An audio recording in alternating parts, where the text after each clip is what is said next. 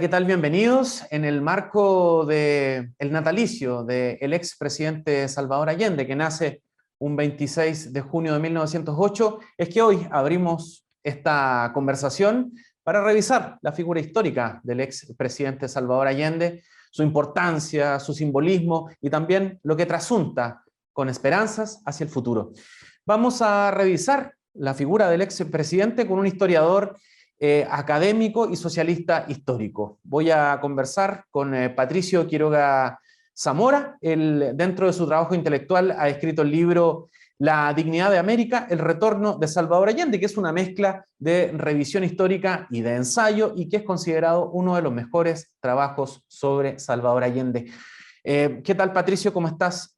Salvador Allende es una fuente inagotable de conocimientos en donde vamos revisando sus discursos, vamos revisando su historia, su biografía y por supuesto también su periodo presidencial, que es uno de los momentos más importantes para el socialismo en Chile. ¿Qué crees tú que genera tanto interés que hoy día nuevas generaciones también, y por supuesto yo diría incluso la gente que está en el gobierno, tiene esta cercanía con la figura, yo diría, simbólica de Salvador Allende? ¿Cómo lo ves tú, Patricio? Buenos días. Buenos días. Primero que nada, gracias por la invitación. Fíjate que hace unos 5 o 6 años atrás, contestando a tu pregunta, en la publicación del texto al que tú aludes, decíamos: una generación de chilenos lo ha llorado o criticado. Los 11 de septiembre se suceden los homenajes y aún crepitan las fogatas por el líder caído. Pero también cada 11 se le vuelve a denigrar. ¿Por qué? ¿Por qué mantiene una presencia que está traspasando el tiempo, que todo lo desvanece? Respuestas hay muchas. Respuestas hay muchas. Entre otras, el proyecto transformador, las insatisfacciones sociales, el recuerdo traumático, el miedo al otro, el temor a la movilización político-social. Si tuviera que agregar algunos aspectos, tendría que señalar lo siguiente. Hablar de Allende es hablar del siglo XX y de su proyección al siglo XXI, habida cuenta de que son periodos históricos nacionales, latinoamericanos y mundiales absolutamente distintos. Entonces hay una gran diversidad de temas sobre los cuales se puede conversar sobre Allende. Su contribución a la vida político-institucional. Podríamos conversar sobre el árbol genealógico de Allende, ¿ah? Y su profunda relación con el Chile histórico. Podríamos hacer un enfoque desde la relación del pensamiento de Allende con la teoría social, con el marxismo, con el anarquismo, la influencia del APRA peruano, con el libre pensamiento masónico. También es todo un tema su relación con el Partido Socialista, de dulce y a veces de agraz, ¿no? Podríamos hablar de su rol como ministro del Frente Popular y cuál fue su opinión, su visión sobre aquella experiencia histórica. También podríamos diseccionarlo un poquito y hablar de su rol como diputado, como senador, como presidente. Su postura ante la Ley de Defensa de la Democracia del año 48. ¿Y por qué no hablar de los años 60 y el impacto de lo que hemos denominado en alguna parte como el embrujo guerrillero? Y por supuesto se nos iría más de una semana no trabajar el tiempo de la utopía del 70 al 73. ¿Y por qué no decirlo? Podríamos abrir un acápite completo, ¿no?, sobre las horas finales. Entonces, antes de seguir, quiero mandar un saludo a las amigas y a los amigos que nos están escuchando y poner este tema no sobre la mesa, porque tengo la impresión, y disculpen lo que voy a decir, que cada cierto tiempo se le salta la mortaja al líder y se nos invita, ¿no?, a la Plaza de la Constitución, y después de 15, 20 minutos nos vamos alegremente, pero Allende merece mucho más. Por eso es que yo considero, estimado amigo, que esta invitación o invitaciones como estas son tremendamente importantes porque nos obligan a la reflexión. Lo que yo estoy haciendo acá en el fondo es instalar una especie de incitación a la lectura, ¿no?, de los documentos de Allende. Eso como primera cosa. Patricio, yo creo que una de las cosas interesantes de la figura de Allende es tal vez pensar en esta dualidad que tenía Allende y que después en su gobierno también se transforma en estas dos almas de la Unidad Popular, que es esto de ser el socialista demócrata y también de ser un revolucionario que va quebrando ciertos moldes y que va instalando cosas nuevas. Entonces, Allende revolucionario y el Allende demócrata. ¿Cómo ves tú esas dos facetas del presidente? A ver, primero que nada yo diría que Allende no puede ser solo un personaje histórico, insisto en que se le saca del panteón cada cierto tiempo. Sus planteamientos, ¿no?, deben ser útiles, sus planteamientos deben ser estudiados, de ahí esta incitación a su lectura. Fíjate que para responder la pregunta que tú planteas, hay que entender que escribió 28 documentos entre 1926 y 1939. 260 documentos entre 1939 y 1952. 200 documentos entre el 52 y 1970 y 176 documentos, ¿no?, entre 1970 y 1973. De manera que aquí hay toda una oferta teórica, política, intelectual, ¿no?, para entender cómo a través del tiempo Allende va desarrollando su concepción. Y aquí entro derechamente en la pregunta que tú haces. Yo creo que no hay dos Allendes. A partir del año 33, Allende, después de participar en el push socialista de la República de los 12 días, ¿no?, al poco tiempo, dándose cuenta de lo que había significado la derrota del movimiento popular en Chile, dándose cuenta de lo que significaba no el desplome de la de la República oligárquica y varios elementos más, Allende optó por el camino interno, por la transformación desde el borde interno de la sociedad. Y en ese sentido fue desarrollando una concepción que tiene que ver con la democracia. Hay mucho, especialmente socialista, ¿no?, que en los últimos años han señalado, ¿no?, que la izquierda requería, ¿no?, recuperar el concepto de democracia. Pero aquí olvidan un elemento central, y es que Allende siempre se planteó el tema de la profundización democrática. Lo plantea durante los años 33 al 38, ¿no?, en momentos en que hay una cierta recuperación democrática de carácter autoritario por parte de un gobierno liberal reformista. Lo vuelve a plantear en el contexto del Frente Popular. Lo vuelve a plantear, pega un salto sobre la sombra del tiempo histórico, lo vuelve a plantear a partir de 1952, ¿no? Lo que no significa, en que funda, digamos, el Frente del Pueblo, que posteriormente va a dar origen a la Unidad Popular 17 años después. En medio de estos 17 años, se viene encima una tormenta enorme en América Latina, ¿no? La revolución del 52 en Bolivia, el derrocamiento de Jacobo Arbenz en el 54 en Guatemala, la revolución cubana. Y con esta se viene encima el embrujo guerrillero. Y en ese sentido, Allende continúa, ¿no?, con su proyecto de carácter político institucional. No obstante, que el embrujo guerrillero, ¿no?, se toma importantes congresos del Partido Socialista.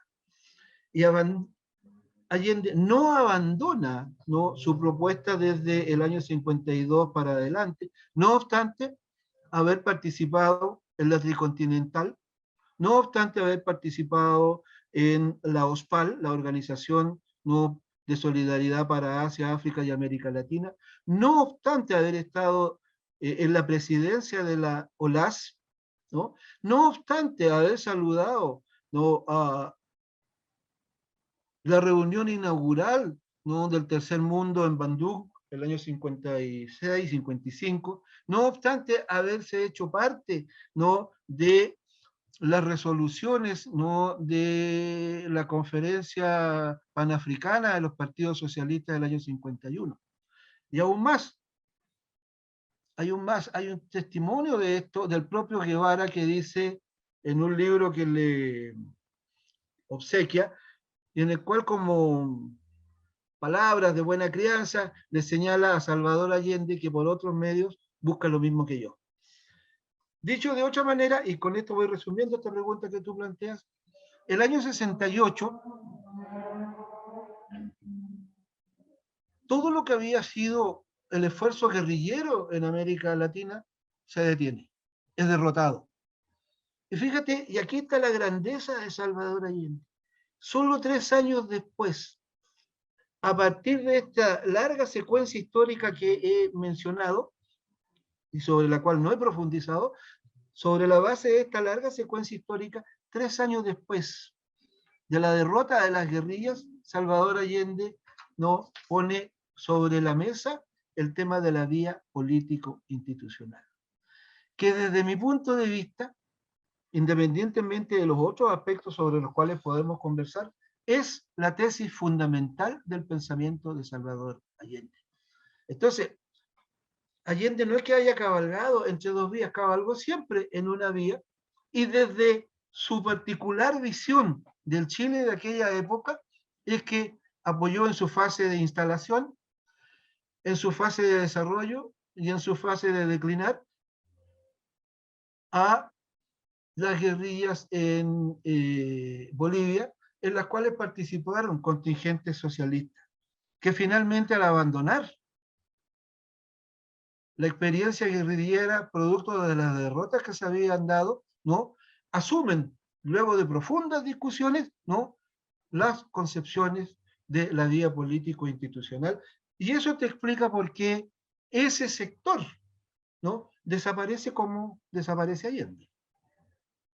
Patricio, cuando tú comentas esta tesis fundacional de Allende, que es su viga maestra, digamos, y que ha quedado a la posteridad, ¿cómo evalúas tú esta vía chilena al socialismo? Porque fue algo en su momento inédito a nivel mundial, que un pensamiento socialista y una configuración de varios partidos, ¿no?, un conglomerado de partidos de izquierda liderados por el Partido Socialista llegaran al poder a través de la vía democrática.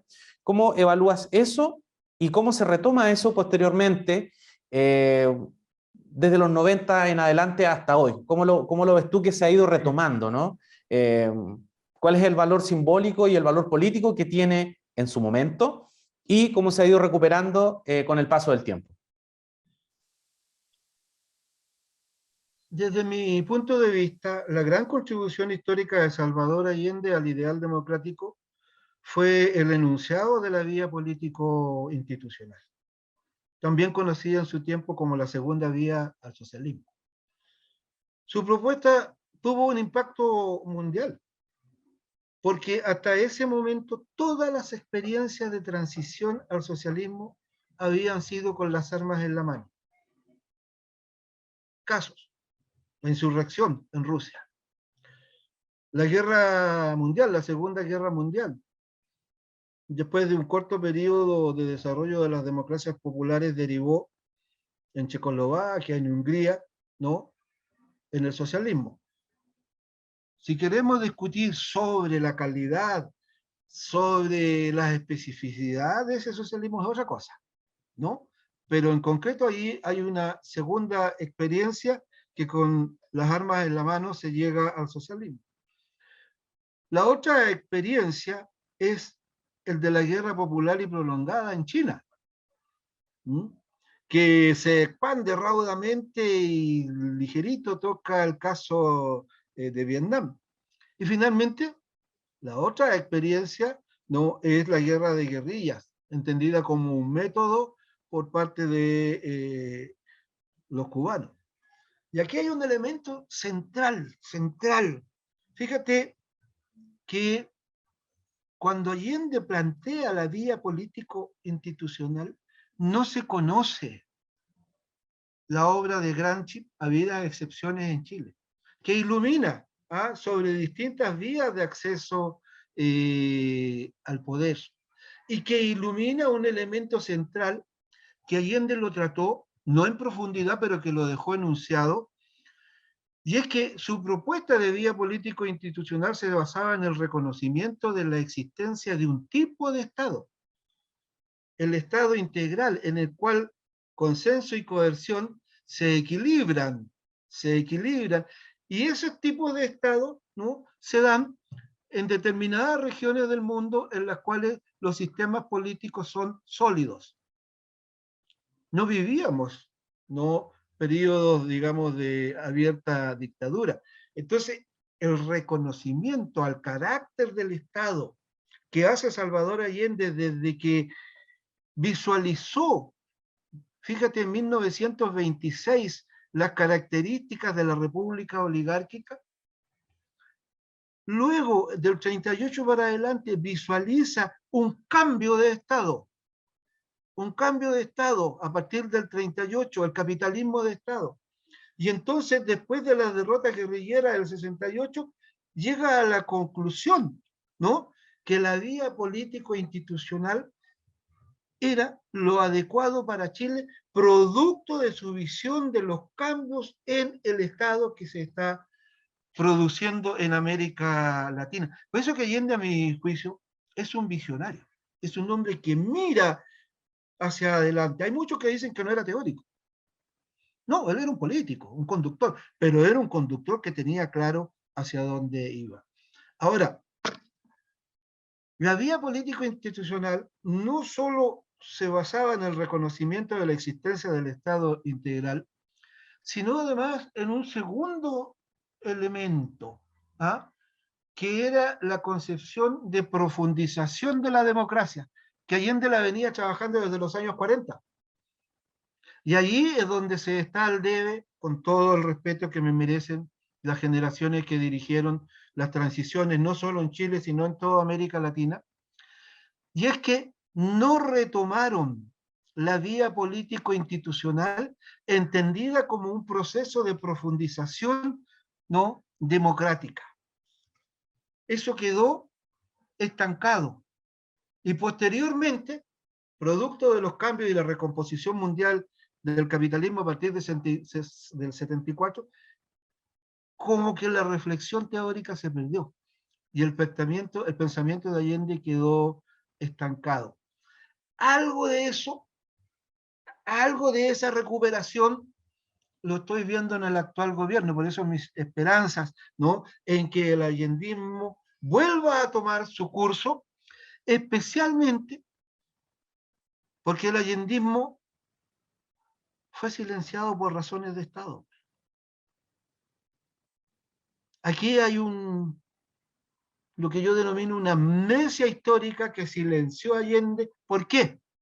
Porque Allende es un proyecto de sociedad, es un programa de gobierno, es una estrategia, una línea para el periodo, una concepción de la organización del mundo popular y una ética.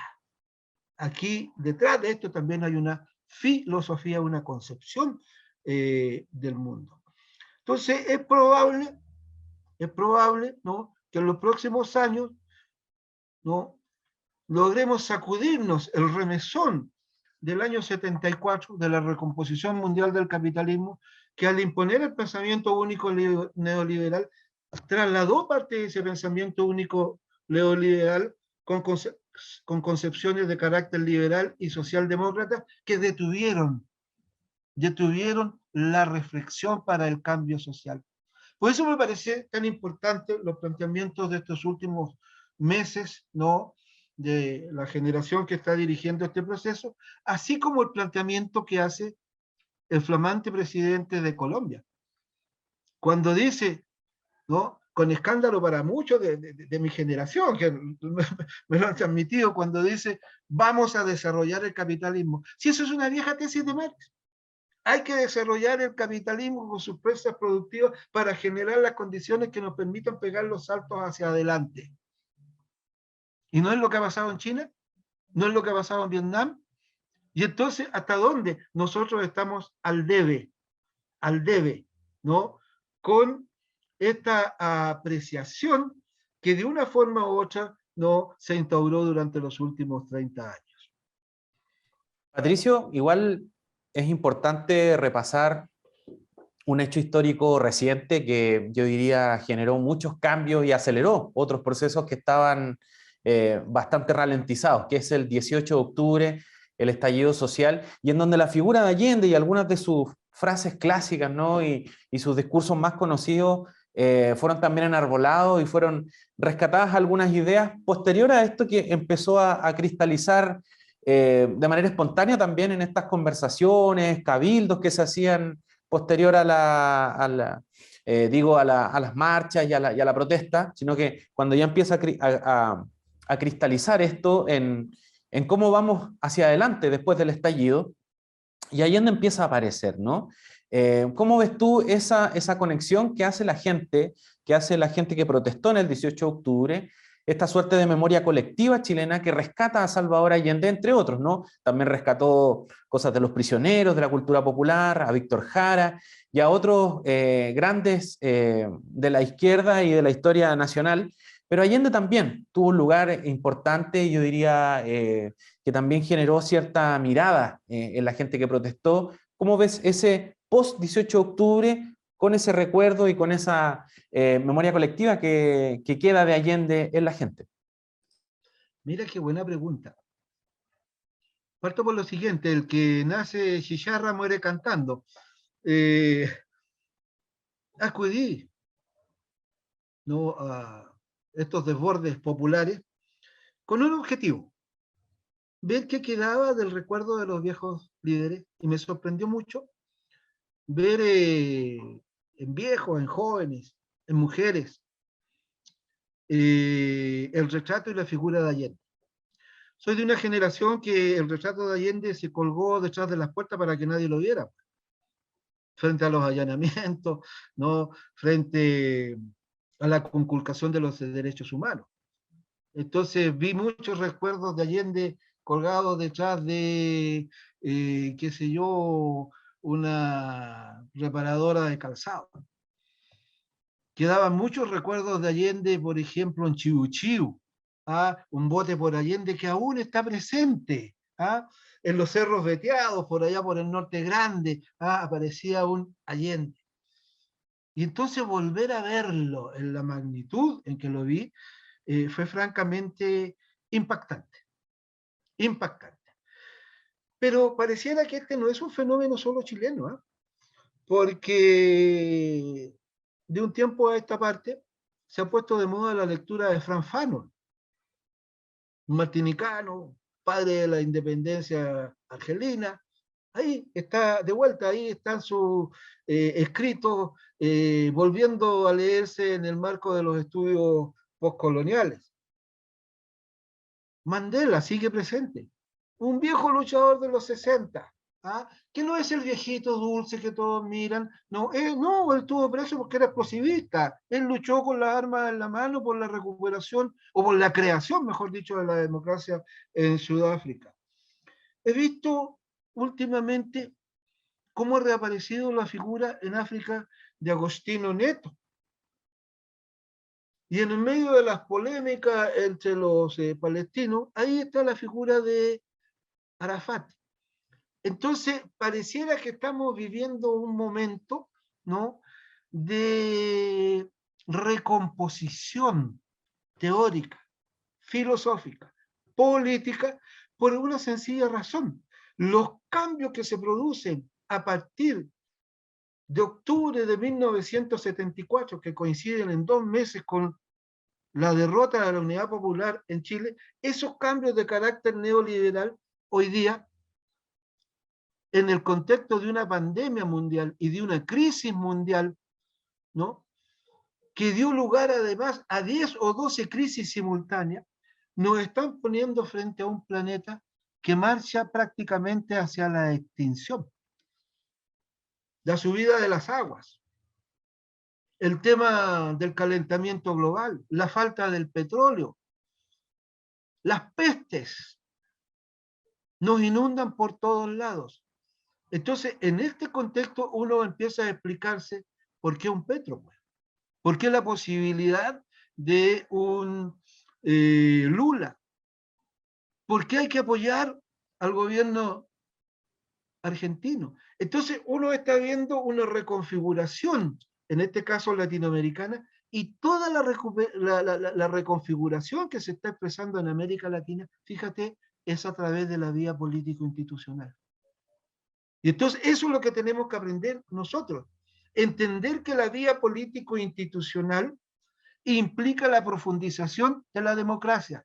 Y entonces nos quedamos con esta democracia que mide su desarrollo en torno a determinadas variables, o vamos a una profundización democrática que implique la participación del conjunto del pueblo, la creación de nuevas leyes, la derogación de esto que infortunadamente nos ha dañado tanto a nosotros como es la privatización de la salud, de la educación, de la vivienda.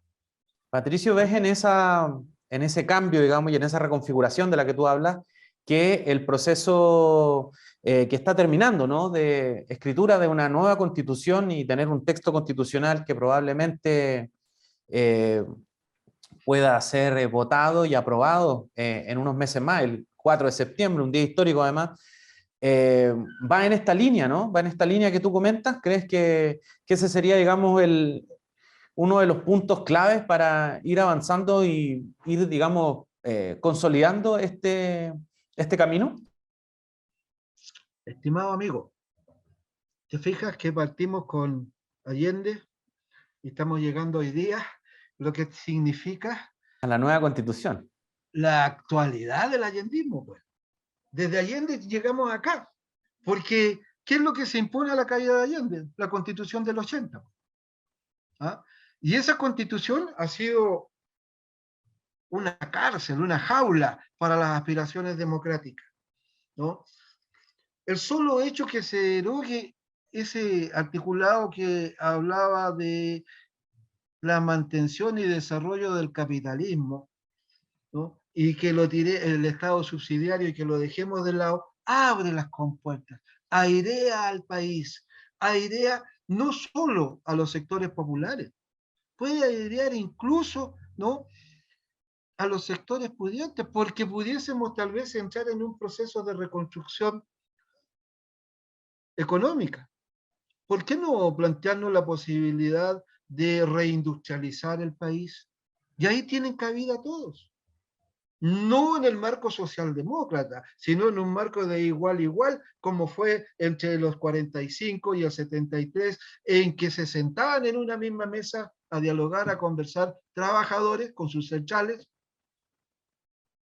la burguesía y el gobierno. Entonces, si queremos profundizar, ¿no?, el país, evidentemente que necesitamos una nueva constitución. Por eso yo, digamos, apoyo firmemente, ¿no?, el apruebo, sin ningún remilgo, sin ninguna duda. Además, si esto no resulta, vamos a tener nuevas marejadas sociales. Porque aquí, nos guste o no nos guste, han estado muy presentes los movimientos sociales que han pasado por encima muchas veces de las aspiraciones de los partidos políticos. Allende, entonces, proyecto de sociedad, programa, etcétera, ¿no? Etcétera. Eso es lo que está aquí en boga nuevamente. Bueno, Quizás, Patricio, con esto ya empezamos a cerrar, ¿no? Con ¿ya? esta última reflexión sobre la nueva constitución y lo que viene, sobre el futuro, ¿no? Partimos haciendo una revisión histórica y cerramos esta conversación esperanzados en el futuro. Muchas gracias, Patricio, por darnos estos minutos y conversar sobre la importancia de Salvador Allende en el marco de su natalicio. Muchísimas gracias. Gracias a ti, estimado amigo.